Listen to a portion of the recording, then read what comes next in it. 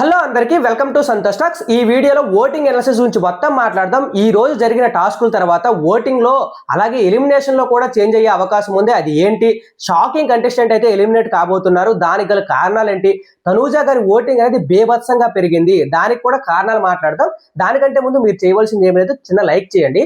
అలాగే పక్కన హైప్ అనే ఆప్షన్ ఉంటుంది, హైప్ ఇవ్వండి.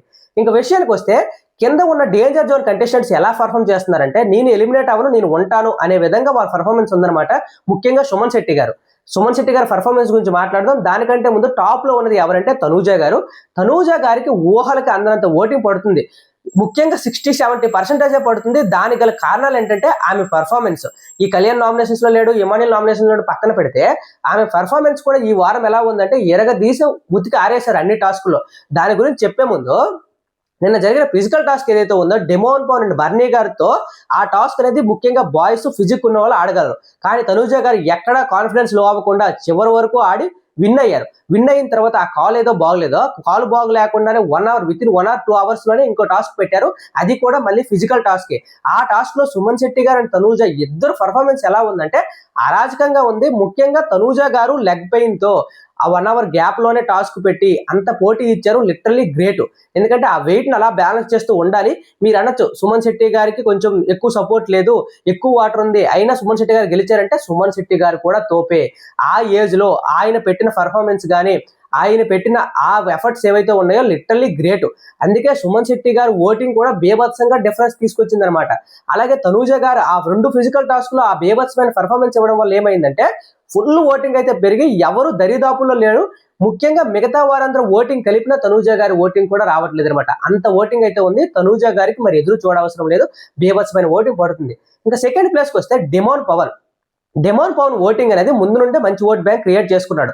ఆ తర్వాత నామినేషన్స్ లో తను తొడగొట్టలేదులే, మామూలుగా ఛాలెంజ్ అయితే చేశాడు కదా, టికెట్ టు ఫినాలే గెలుస్తాను అని. అది ఎప్పుడైతే పెట్టాడో దానిలో ఎలివేషన్ సోషల్ మీడియాలో బేభత్సంగా పెరిగి తన ఓటు కూడా నామినేషన్స్ పరంగా కొంచెం పెరిగిన తర్వాత నిన్న కూడా టాస్కుల్లో అడపా ఆడినప్పటికీ తన ఓటింగ్ అయితే మంచిగా పడుతుంది. కానీ ఇప్పుడు టికెట్ టు ఫినాలే రేజ్ నుండి అయితే బయటకు వచ్చేసాడు. ఈ తన ఓటింగ్ ఎఫెక్ట్ అయ్యే అవకాశం ఉంది. ఎందుకంటే రాను మనకి టాస్క్లు అయితే ఆడడానికి అవ్వదు కాబట్టి డెమోన్ పవన్ ఓటింగ్ అనేది ఎఫెక్ట్ అయ్యే అవకాశం ఉంది. ఇది గుర్తుపెట్టుకోండి. ప్రస్తుతానికి అయితే సెకండ్ ప్లేస్ లో ఉన్నాడు. థర్డ్ ప్లేస్ లో ఉన్నది ఎవరు అంటే సంజన గారికి ఆ రోజు సండే ఎపిసోడ్ లో సారీ చెప్పించడం ఏదైతే జరిగిందో దాని తర్వాత ఓట్ బ్యాంక్ అనేది బేభత్సంగా పెరిగింది. దానితో పాటు నిన్న ఇమానియల్ అండ్ సంజన గారి పర్ఫార్మెన్స్ ఏదైతే ఉందో ఆ టాస్క్ అందులో కూడా అల్లాడించారు, చాలా బాగా ఆడారు. కొంచెం అదృష్టవశాత్తు తాడు వదిలేయడం ఓడిపోయారు. ఆ తర్వాత కూడా ఎమోషనల్ గా వర్కౌట్ అయ్యింది.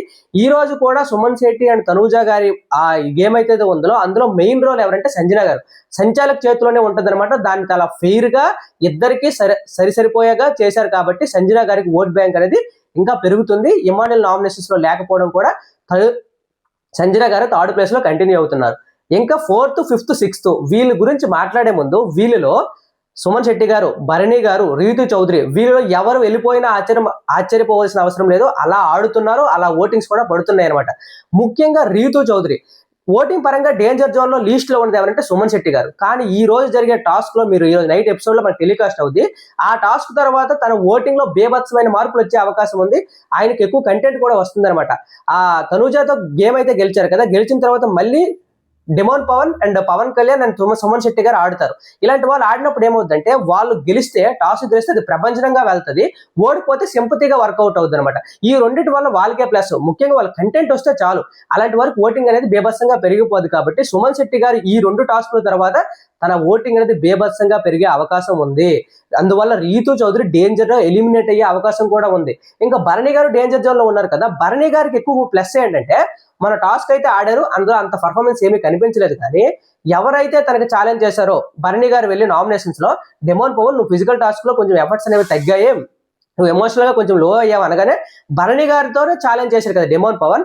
ఈ టాస్క్ జరగబోయే ముందు భరణి గారు వెళ్ళి డెమోన్ పవన్ ఏమంటాడంటే మన ఇద్దరమే ఆడాలరా, ఫిజికల్ టాస్క్ మన ఇద్దరం ఆడాలి, నేను గెలాలి అంటారనమాట. ఆ ఫిజికల్ టాస్క్ కూడా వాళ్ళిద్దరు ఆడుతారు. ఆ టాస్క్ కూడా అరాచకమైన టాస్క్ అంట. అందులో డెమోన్ పవన్ ని భరణి గారు అయితే ఎత్తి పక్కన పెట్టేసేంత విధంగా జరిగిందంట ఆ టాస్క్ లో భరణి గారి పర్ఫార్మెన్స్ బేభత్సంగా ఉందంట.